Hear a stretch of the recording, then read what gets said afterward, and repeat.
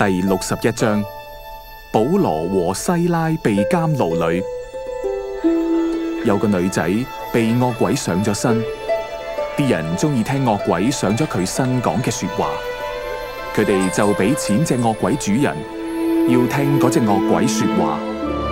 保羅同西拉無論行邊度，嗰個女仔都跟住佢哋。個女仔一跟住佢哋，惡鬼就開始講。有一日，保羅命令惡鬼離開個女仔，惡鬼就離開咗。女仔嘅主人好嬲，因為佢哋唔能夠再靠佢賺錢。嗰啲人拉咗保羅同西拉去見當地城市嘅首領，話保羅同西拉擾亂佢哋。首領叫人鞭打保羅同西拉，仲將佢哋困進監牢裏面。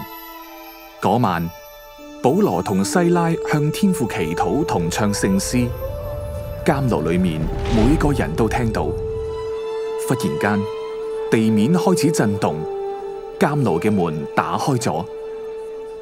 獄卒醒咗，見到道門開咗，以為犯人全部都逃走咗。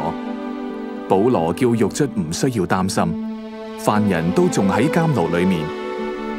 獄卒跪喺保羅同西拉面前，問點樣先至可以得救。保羅、西拉教導福音俾獄卒同佢嘅家人。當晚獄卒同佢嘅家人都受咗洗。第二日，城市嘅首領釋放咗保羅同西拉，佢哋兩個人就到另一個城市去做更多傳道嘅工作。